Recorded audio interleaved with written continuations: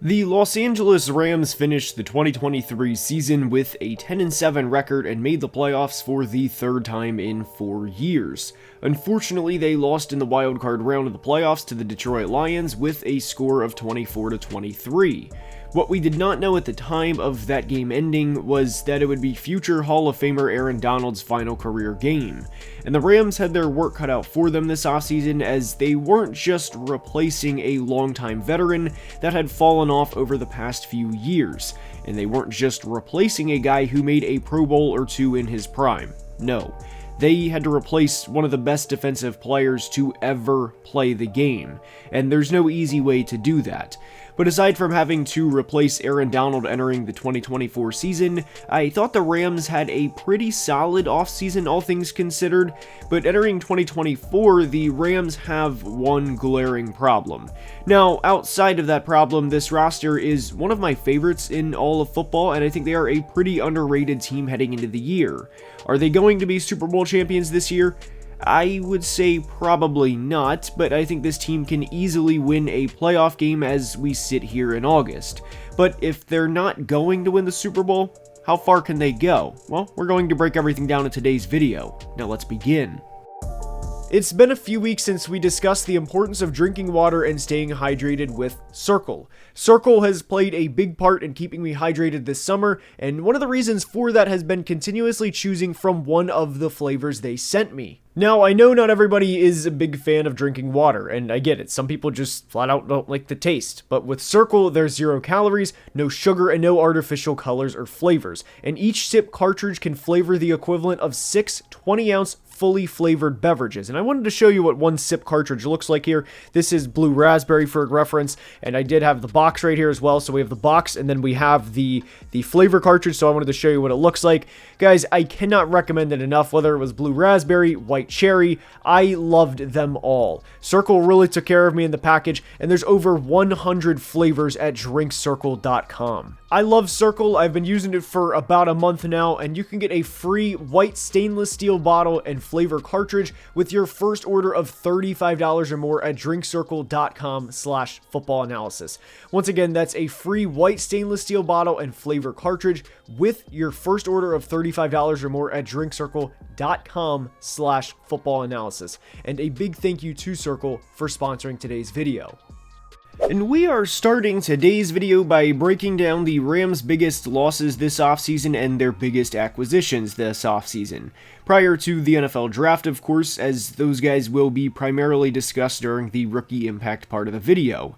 And believe it or not, they didn't lose too much in free agency, as the biggest contract a former Ram signed with another team on an average annual value basis was, believe it or not, Carson Wentz, who signed with the Chiefs. Aside from Carson, they lost safety Jordan Fuller, who signed with the Panthers, and center Coleman Shelton, who signed with the Bears. So all in all, it wasn't a bad offseason for them losing guys in free agency. Now, losing players to retirement is another thing. However many times you've heard about the Rams losing Aaron Donald and the impact it will have on them entering 2024, trust me, it's not enough. There will never be another Aaron Donald, and he was absolutely a guy who you can either tell your kids you saw him play, or you have actual memories of watching him play. He was one of one. But one thing Aaron said over the past few months about his retirement was he wanted to leave the Rams in a good situation when he retired, from a defensive line standpoint. And he did, as the Rams had a great 2023 draft class, even outside of Puka Nacua. Two of my favorite picks they had were Byron Young and Kobe Turner, who each had great rookie years, and especially Kobe. Kobe had 48 pressures as a rookie, which was 17th amongst interior defensive linemen last year. He showed a lot of flashes as a rookie and actually finished a single pressure behind the number 9 overall pick Jalen Carter, who finished the year with 49 pressures. Teammate Byron Young had 50 in his rookie year, which was third amongst all rookies, only behind Will Anderson of the Texans, who of course won the Defensive Rookie of the Year, and Tulai Tuipulotu of the Chargers. I know the thought process may be something along the lines of, are these guys products of Aaron Donald, or are they actually going to be good moving forward, basically without the protector? And to me, I thought each player was really good during their rookie year, and especially Kobe, who showed violent hands at times on tape. Not only that, but the Rams drafted one of my favorite prospects in the draft to play opposite of Byron in Florida State's Jared Verse. GM Les Snead truly did as good of a job as he could have in replacing the future Hall of Famer. He drafted really well in 2023 and spent their first 2 picks on the trenches defensively in 2024. And that's what has to be remembered for the Rams entering this year. No single player is going to be able to replace Aaron, but collectively they can attempt to. Now, the one part of the Rams defense that concerns me entering the year is their secondary. The 2023 Rams defense was okay outside of the defensive line, and okay may be a stretch. The 2023 Rams finished 11th in opposing rushing attempts against, which obviously the Rams, nor any team can control what the opposing offense is going to call play-wise. I mean, obviously, right? But based off of game flow, you can probably infer that a team like the Panthers, who finished 2023 with a 2-15 record, probably had the ball ran on them a lot, especially when you factor in they had 8 double-digit losses. And opposing teams did, as Carolina finished 28th in rushing attempts against, and the reason we bring this up is because the Rams finished 11th in rushing attempts against, despite finishing 17th in yards per carry allowed. This was because teams would have preferred to attack the Rams through the air rather than on the ground, and LA finished 25th in passing attempts against, and it was due in large part to the secondary. Their corners entering this year to me are concerning, which is a pretty big understatement.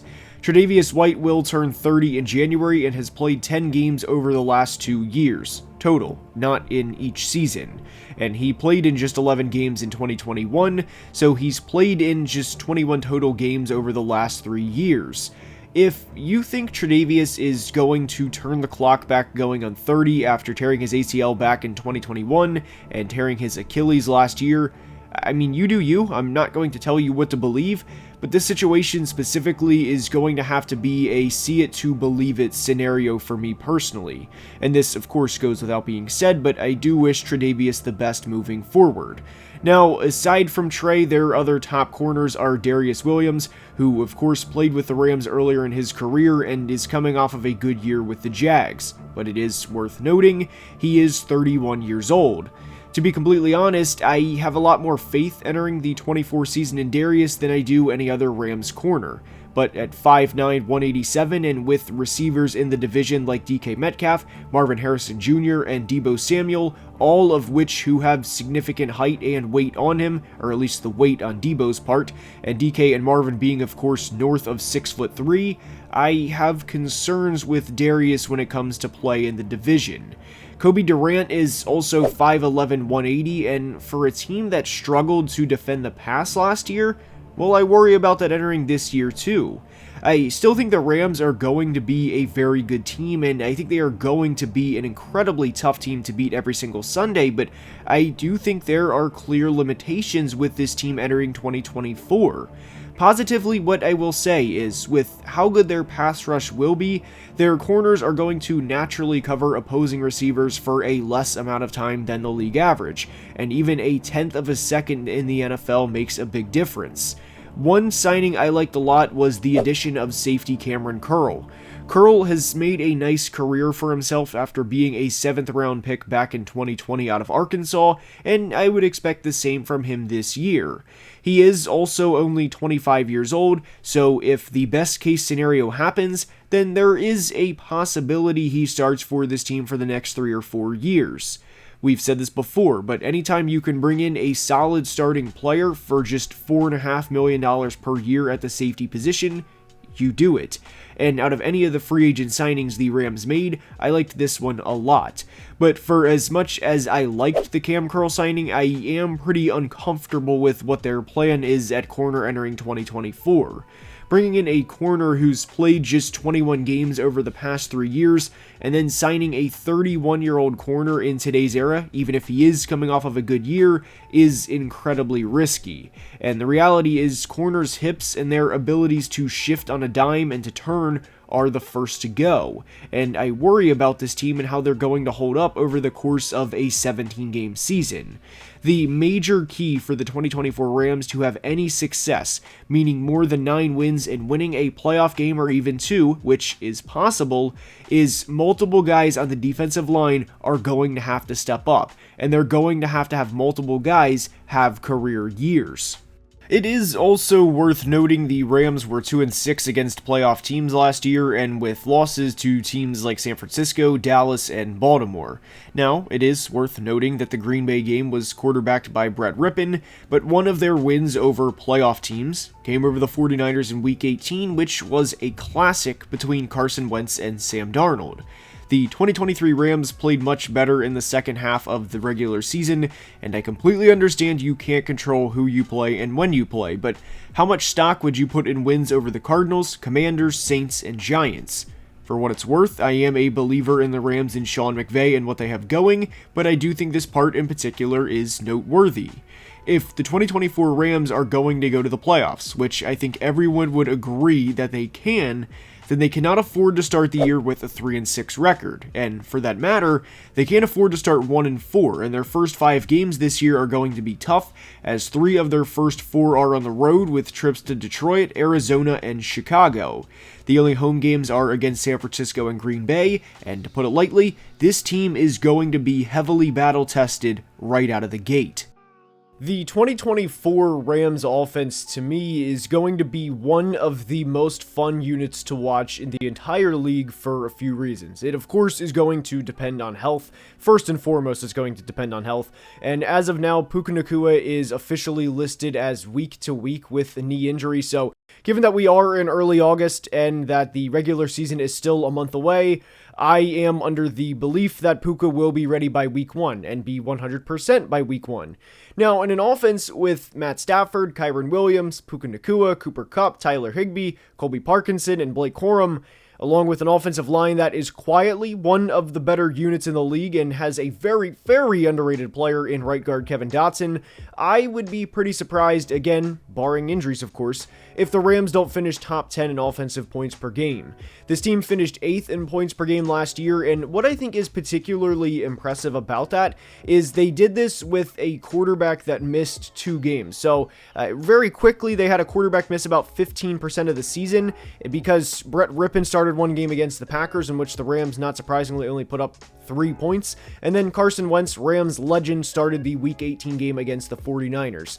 Now, in terms of Puka Nacua's projection in his second season, I would not expect another 105 reception, 1,400 yard season. And that's not anti-Puka as much as it is just acknowledging how difficult that is to do in back-to-back seasons.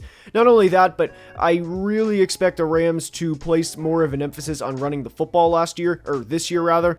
And what I think needs to be remembered is Kyren Williams is, and of course Rams fans know this, but he is one of the most underrated backs in all of football. And this stat you may not know, but he is one of 2 running backs ever to finish top 5 in rushing in a season, which he did last year as he ran for over 1,100 yards, while missing 5 games. The other player to do that was Barry Sanders.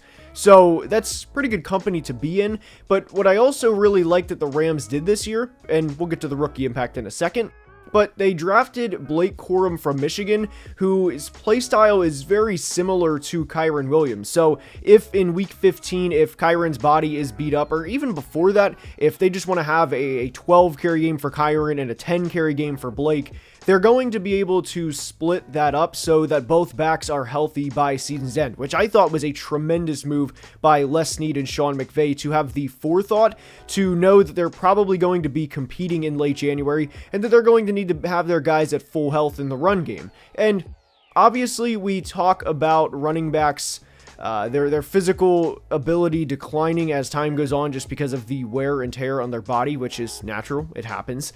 But it also happens over the course of a season, and generally speaking, most running backs are not going to be the same player in mid-January after 330 touches that they are September 13th or September 24th or whatever day in September. So to be able to have a Kyren Williams and then essentially a Kyren Williams 2 in the same offense, love the pick, loved the potential of that. And one player that we have not brought up yet is Cooper Kupp.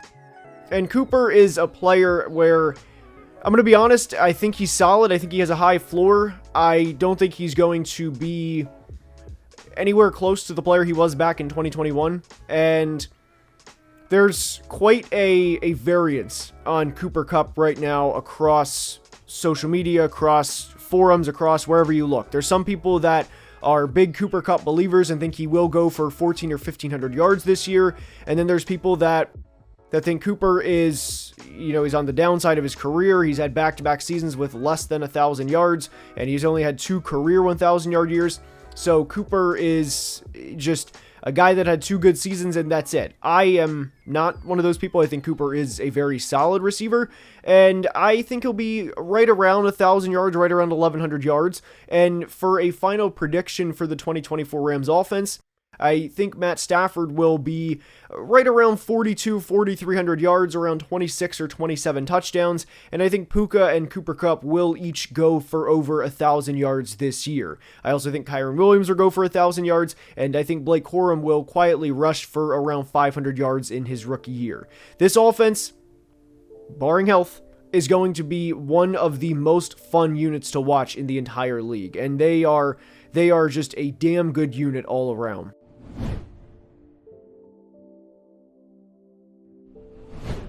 I really liked the 2024 Rams draft class, really outside of one decision, and we'll get to that. But it started with the selection of pass rusher Jared Verse. Jared Verse, to me, is a player that is pretty close to being bust-proof, and I think he has an incredibly high floor as an NFL player. And I think at minimum, from a pass rushing standpoint, I think he'll be at least a 5 or 6 sack guy per season, and that's at minimum, by the way. I think in 2025 and beyond that he will be much more than just a 5 or 6 sack guy per year. But one part of Verse's game that I think is really underappreciated by most people is how good of a run defender he is and how hard of an edge he sets, which is not just critical like for any defensive end, but it's especially critical in the NFC West. And I think in terms of a marriage, in terms of a prospect to a team, I don't know how many more fits I liked in this class than Jared Verse going to the Rams. Because in this division alone, you're going to have the Cardinals, who have James Conner and Trey Benson, and the Cardinals over the past few years have really invested in the trenches, and they want to run the football a lot moving forward, and we've seen that by decisions they've made. The Seahawks, of course, have Zach Charbonnet and Kenneth Walker, 2 players that they spent second-round picks on in consecutive years, along with also investing in the trenches. So, they're also going to try and run the football. And the 49ers have a running back named Christian McCaffrey, who is a very, very good player. They have a left tackle named Trent Williams, who is also a very good player, future Hall of Famer, by the way.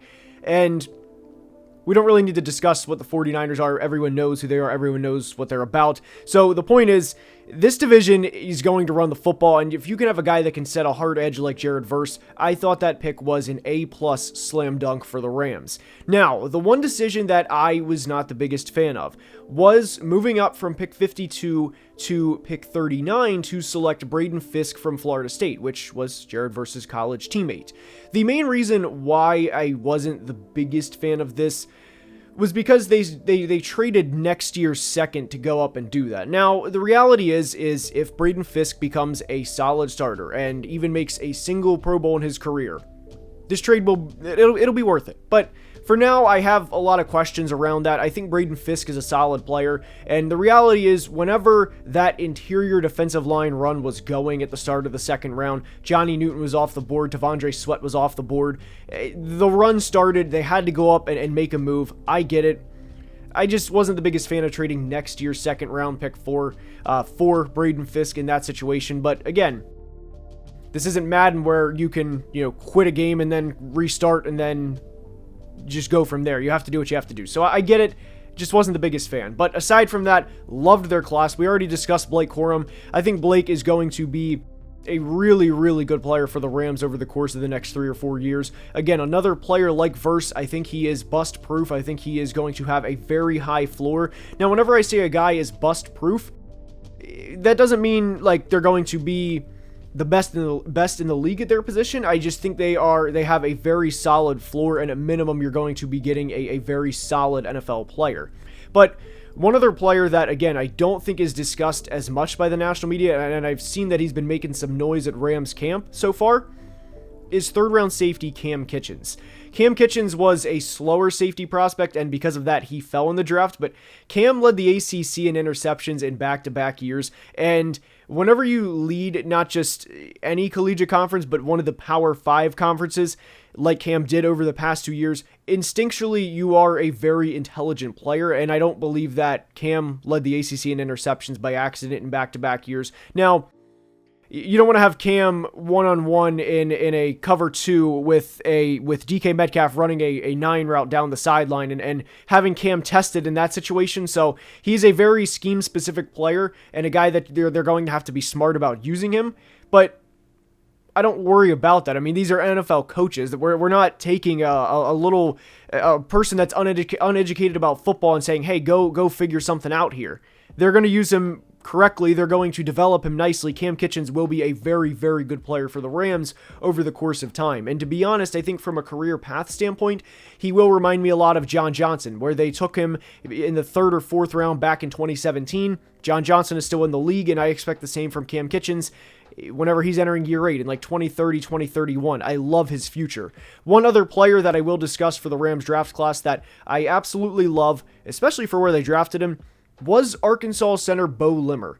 Bo was drafted in the 200s, I'm going to say in the early part of the 7th round, and anytime you can add offensive line depth, and especially along the interior offensive line with what the Rams try to do in the run game, I'm all for it. I really think from a rookie impact standpoint with Verse and with Corum, and eventually with Fisk, and then eventually with Cam Kitchens as well, this will prove to be a very, very good draft class. So for the team that says F them picks, and for the team that's, noteworthy for saying F them picks for all those years, the Rams had a tremendous class, and I really, really loved what they did. We briefly discussed the Rams schedule earlier, meaning their first 5 games, and for the 2024 Rams to have success, they can't start 1-4, maybe 2-3, but they cannot start 1-4 through the first 5 games. They open up in Detroit, which I do think will be a loss, then go to Arizona, then come home to play San Francisco, then go to Chicago, and then come home to play Green Bay.